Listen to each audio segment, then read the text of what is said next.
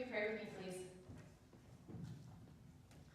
May the words of my mouth and the meditations of our hearts bring glory to you, God, our strength and our Redeemer. Amen. Who remembers this song from popular culture a long time ago? Not that long ago, but a little long ago. If you remember it, you can sing along. It's a beautiful day in the neighborhood, a beautiful day for a neighbor. Would you be mine? Could you be mine? Won't you be my neighbor? Of course, that's the opening song to Mr. Rogers' Neighborhood, a television show I watched every day when I came home from school.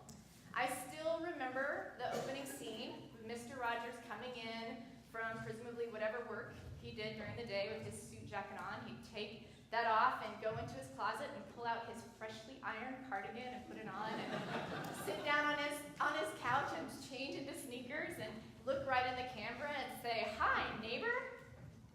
I love that show. And so as I've been thinking about this text this week that Andrew so beautifully told for us, I realized I've been humming this tune, "Won't you be my neighbor?" and thinking about this question, who is my neighbor? In our story this morning, we meet a young lawyer who poses this question to Jesus, presumably trying to figure out the exact parameters of who he is supposed to attend to in the world. He knows the religious law requires him to attend to his neighbor, to love his neighbor. So he wants to know who exactly that is that should be covered in his circle of care. How far is my love to extend, he wonders.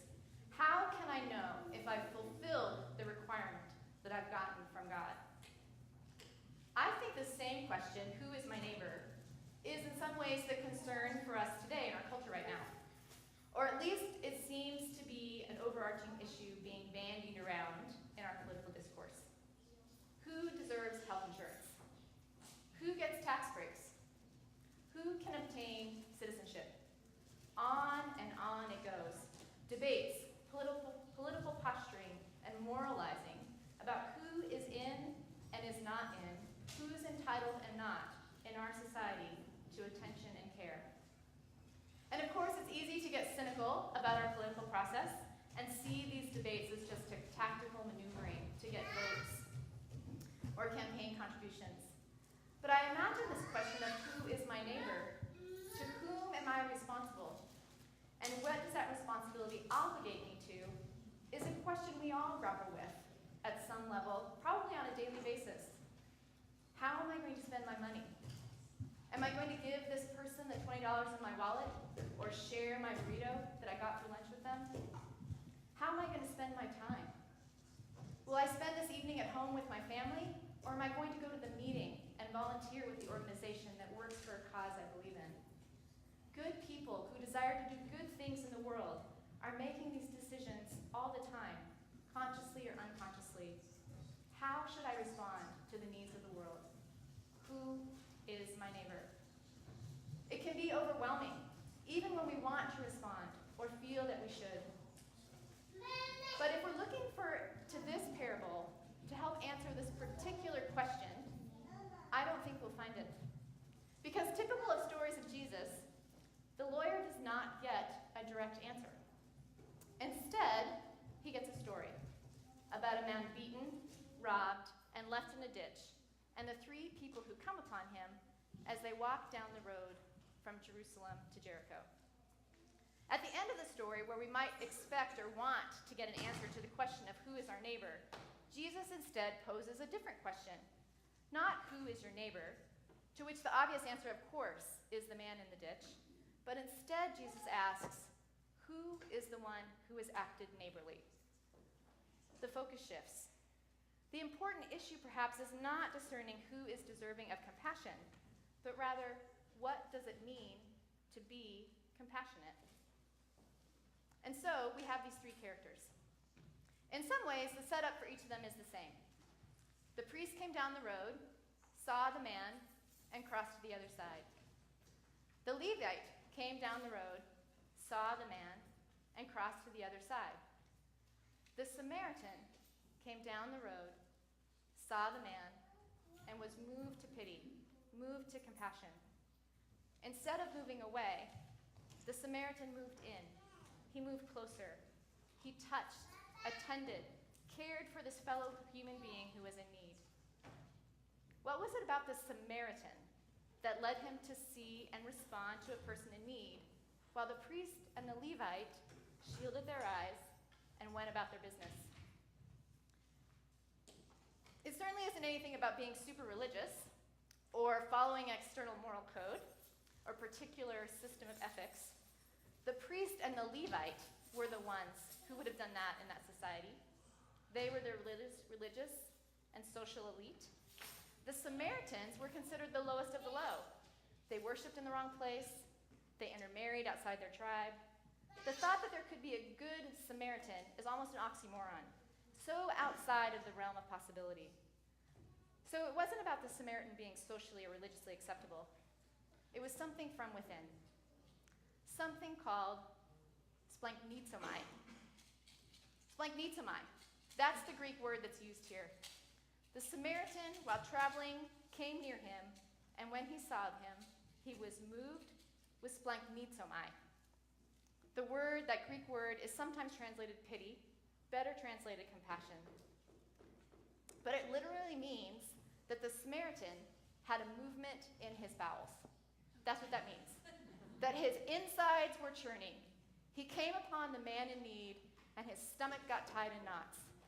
He had a gut-level, non-cognitive, physiological connection to seeing another human being in front of him who was in need. And from that place of connection, he was compelled to respond.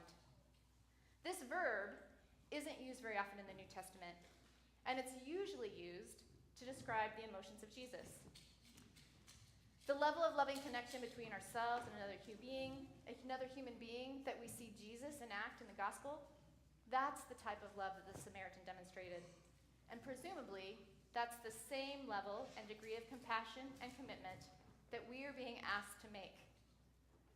Which brings us back to a seemingly impossible standard, an overwhelming response. I mean, really, the compassion of Jesus?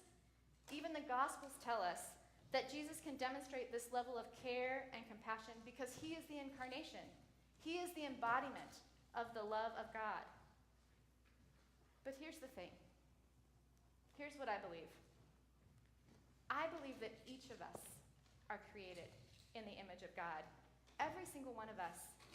Which means that we're created in the image of love, compassion, and justice. I believe that the overflowing heart of God beats inside our own hearts. The stirring in the Samaritan's belly that draws him into compassionate action. The abundant love of God incarnate in the person of Jesus of Nazareth. That's available to us as well. I believe we carry that imprint of God in our bodies, and it can move us, draw us into compassion if we allow that to be so. That's my theological understanding. And I'm a theologian for sure, definitely not a scientist. Although lately, I've got to say, I've been reading a little bit of science, which is always an interesting proposition. And lately I've been drawn to the neuroscience that has shown that's indicating that we are biologically wired in ways that benefit the common good. There's this new book called The Moral Molecule by Paul Zak. I'm not sure if anybody's read it. But he argues that the hormone oxytocin, not to be confused with OxyContin, oxytocin, is a hormone that naturally occurs in our body and is the key to moral behavior.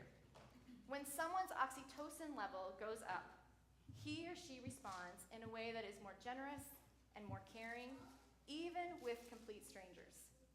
And the remarkable thing that I found is that Zach goes on to argue that generosity and caring and compassionate behavior is a self-reinforcing cycle.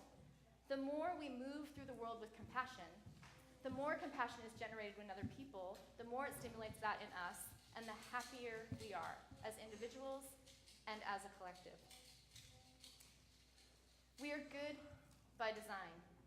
It is literally in our DNA to respond to each other with compassion and generosity.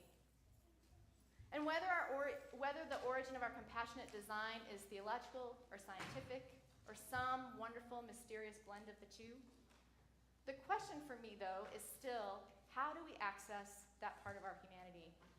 How do we nurture what I would describe as our God-given inclination toward compassion, to move in the world more like the Samaritan and less like the priest and the Levite? How do we notice and respond to the stirring in our guts that draws us to another person in need, and not be paralyzed in the process of discerning how exactly we are supposed to respond to that need?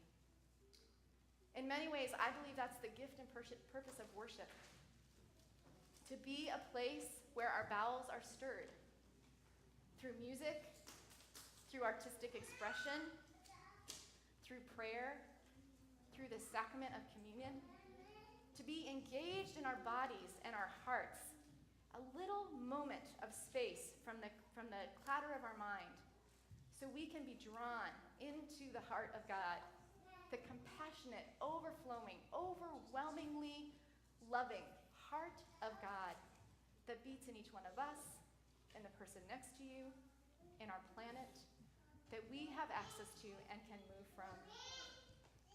As we continue in worship together, may we reconnect our hearts with that loving heart of God, so that when we leave this place, we will be stirred, inspired, and compelled to move in the world, to be compassionate, generous, and loving people, created good by design, by a compassionate, generous, and loving God.